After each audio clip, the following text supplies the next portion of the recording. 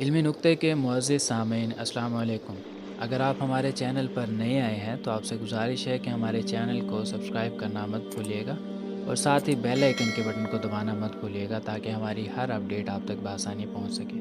Pornography عصر حاضر کا ایک بہت بڑا ناسور ہے۔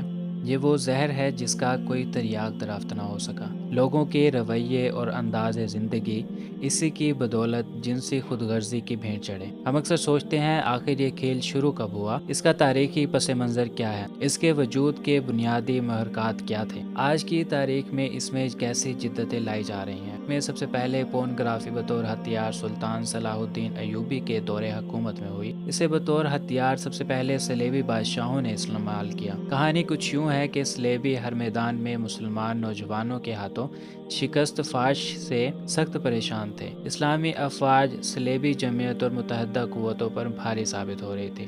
صلیبیوں کی سوچ کا دھارا اس وقت بدلا جب 1.5 لاکھ مسلمان فوج نے بحر اوقیانوس کے ساحلوں پر 15 لاکھ صلیبی جنگجو لاشوں کا ڈھیر کر دیا۔ اس موقع پر متحدہ صلیبی فوج کا بادشاہ رونالڈ پھوٹ پھوٹ کر رویا۔ آخر ایک بڑی میٹنگ کا انعقاد ہوا۔ اس میٹنگ میں مسلم اور صلیبی افواج کا موازنہ کیا گیا۔ معلوم ہوا مسلمان رات بھر سجدوں میں روتے ہیں اور دن بھر میدانوں کی للکار ہوتے ہیں۔ ان کے اندر ایک دنیا آباد ہے جسے وہ ایمان کہتے ہیں۔ یہی ایمان انہیں دنیا کے ہر خوف و ڈر سے اور لذت پرستی سے بہت اوپر انہیں بہترین جنگجو بنائے رکھتا ہے۔ جبکہ صلیبی فوج رات بھر زنا کی محفلوں اور دنیا کی رنگ رنگلیوں میں مشغول رہتے ہیں۔ لہٰذا دنیا چھوڑ کر ایک نئے جہاں کا خوف انہیں شکست فاش سے دوچار کر دیتا ہے۔ اس کے علاوہ دوران جنگ مسلمان فوجیوں کی آنکھوں سے جو وحشت ٹپکتی ہے وہ صلیبی قوتوں پر خوف طاری کر دیتی ہے۔ اس کے ساتھ نعرہ تکبیر کی فلک شگاف صدائیں اور مسلمانوں کا اپنی اپنی جگہ پر فولاد بن جانا بھی صلیبیوں کے لیے ایک مسئلہ بن گیا تھا۔ صلیبیوں کی اس تاریخ میٹنگ میں ہر من نامی انٹیلیجنس آفیسر بھی موجود تھا۔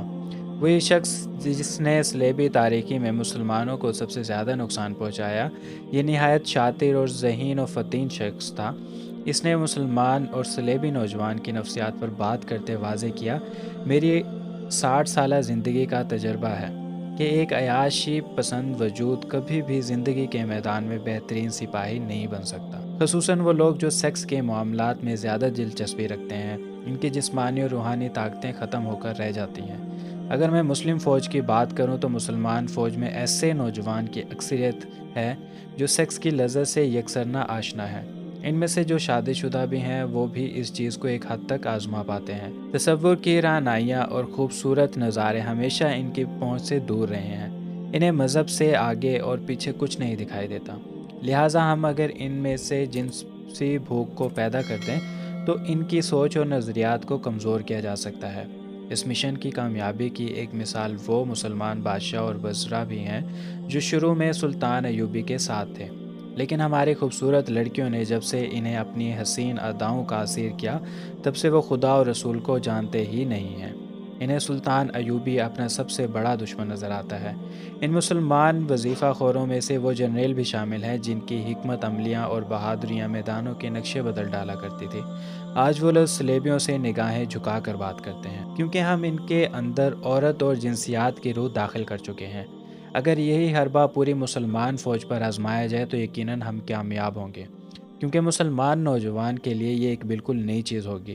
وہ اس کے لیے جنونی ہو سکتے ہیں۔ ہر من کے اس خیال پر رونالڈ نے نکتہ اٹھایا۔ اس نے کہا، ہم متعدد بار نہایت خوبصورت لڑکیاں مسلمان فوج میں داخل کر چکے ہیں۔ اس کام میں ہمیں شدید تخریب کاری کرنا بھی پڑتی ہے، لیکن مسلمان فوج ان حسین لڑکیوں کی طرف دیکھنے کا تکلف ہی نہیں کرتے اور متعدد لڑکیاں مسلمان فوج کا کردار دیکھ کر صلیبی حمایت چھوڑ چکی ہیں۔ لہٰذا تمہارا یہ منصوبہ ناکام ہے۔ ہر من نے فوری جواز پیش کرتے ہوئے کہا تھا، حضور جب تک آپ کے اندر کسی چیز کا تصور موجود نہ ہو اس کا ہونا نہ ہونا بے معنی ہوتا ہے۔ ہمیں مسلم فوج میں جنسی دنیا کا تصور پیدا کرنا ہے، ایسا تصور جو ان کی سوچ کی راہداریوں میں برہنہ عورتوں کو حسین اداؤں کے ساتھ گردش کرتا دکھائی دے۔ اس کے باوجود وہ خود ہماری ثقافت کے حوالے کر دیں گے کیونکہ یہ ہماری ایجاد ہوگی۔ یہی واحد طریقہ ہے جس سے ہم مسلمان کو شکست دے سکتے ہیں۔ رونالڈ ہر امن کی اس بات پر بہت زیادہ سنجیدہ ہو گیا اور سرگوشی بھرے لہجے میں بولا، آخر تم کہنا کیا چاہتے ہو؟ ہرمن نے نہایت شاطرانہ انداز میں تاریخ کا سب سے بھیانک منصوبہ رونالڈ کے سامنے پیش کر دیا۔ دنیا کے سامنے یہ منصوبہ آرٹ پورنگرافی کے نام سے سامنے آیا۔ اس منصوبے کے ایک سال بعد سلطان صلاح الدین ایوبی کو اطلاع ملی کہ فوج کے کچھ نوجوان رات کو غائب پائے جاتے ہیں۔ نوجوانوں میں اکثر جنسی گفتگو بھی سنی گئی ہے۔ سلطان صلاح الدین ایوبی نے اس چیز کو اتنا سنجیدگی سے لیا کہ خود بھیس بدل کر ان نوجوانوں کا پیچھا کیا۔ تو معلوم ہوا فوجی قیام گاہ سے کچھ فاصلے پر ایک قافلہ رکا ہے جو بظاہر مسلمان ہے، لیکن ان کے پاس فاحش تصاویر کے کچھ نمونے موجود ہیں۔ جب سلطان نے وہ تصویریں دیکھی تو دنگ رہ گئے۔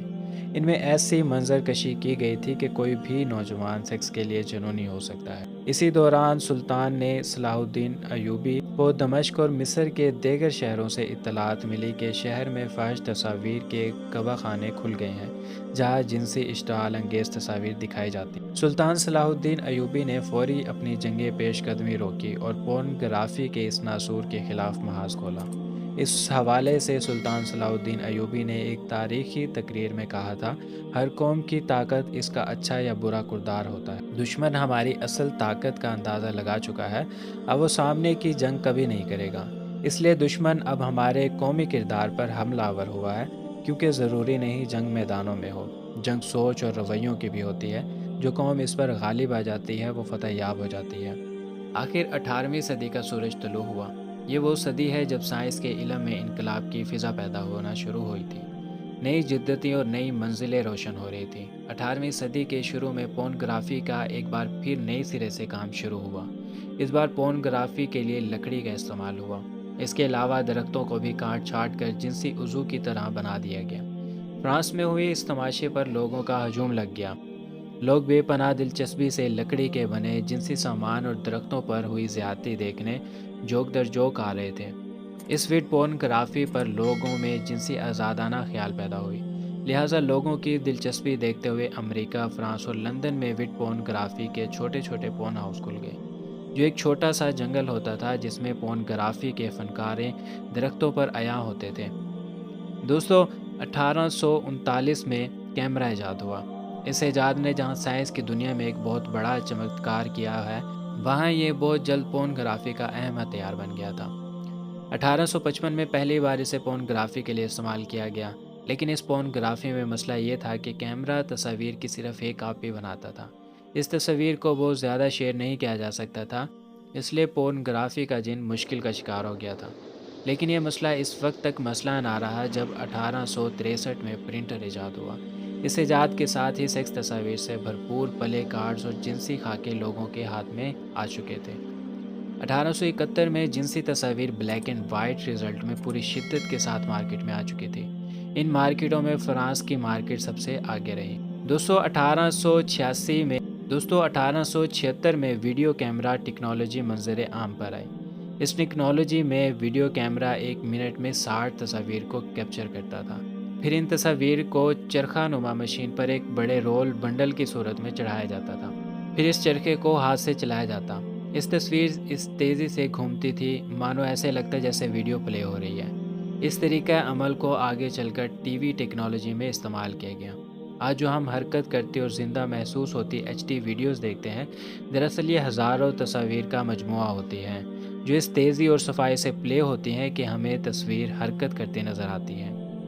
دوستو، 20ویں صدی کا سورج طلوع ہوا۔ ایشیا میں ابھی دھندلے معیار کی ویڈیو ٹیکنالوجی کا دور ختم نہیں ہوا تھا، جبکہ یورپی ممالک میں HD ٹیکنالوجی منظر عام پر آ چکی تھی۔ ہالی ووڈ فلم انڈسٹری بے مثال فلمیں پروڈیوس کر رہی تھی۔ اس کے علاوہ یورپی ممالک انٹرنیٹ کی ٹیکنالوجی سے بھی بھرپور فائدہ اٹھا رہی تھی، جبکہ پاکستان میں پہلی بار انٹرنیٹ سروسز 1992 میں آئی۔ اسے ایک یورپی کمپنی برین نیٹ نے پاکستان میں پرائیویٹ طور پر لانچ کیا تھا۔ اس کے پہلے انجینئر منیر احمد خان تھے جنہوں نے پاکستان میں انٹرنیٹ سرور کو کنٹرول کیا۔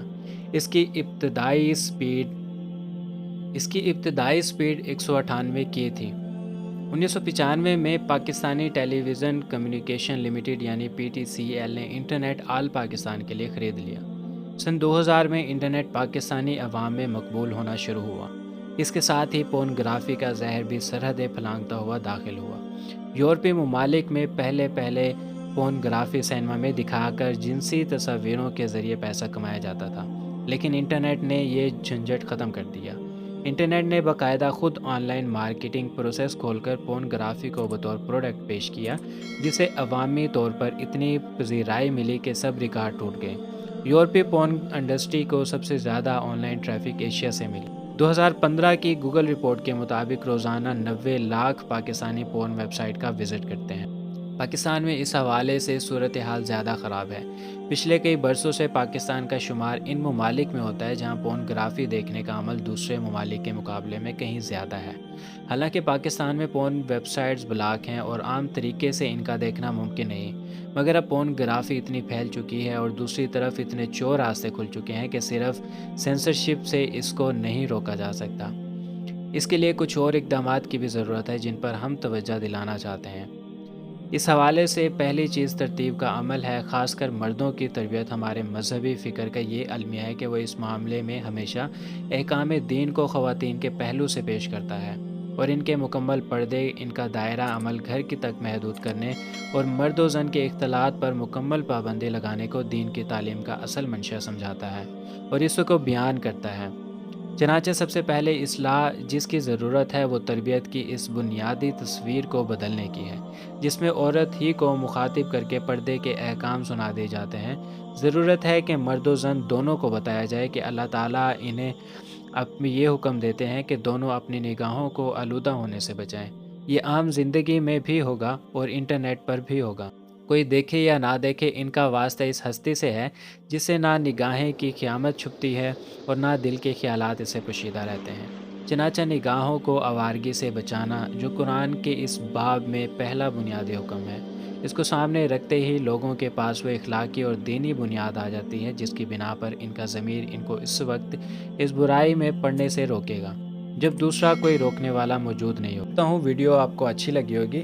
اب یہ آپ پر ڈیپینڈ کرتا ہے کہ آپ سلطان صلاح الدین ایوبی کے نقش قدم پر چلیں اور ان کی بنائی ہوئی تخلیق کو اپروچ کریں، یا آپ نبی پاک صلی اللہ علیہ وآلہ وسلم کے نقش قدم پر چلیں اور ان کے طرز زندگی کے مطابق زندگی گزارنے کی کوشش کریں تاکہ آپ کی دنیا اور آخرت دونوں سنور سکیں۔ چوائس آپ کے ہاتھ میں۔ اس کے ساتھ ہماری ویڈیو کا اختتام ہوتا ہے۔ ملتے ہیں اگلے ویڈیو میں۔ جزاک اللہ خیر۔ اللہ حافظ۔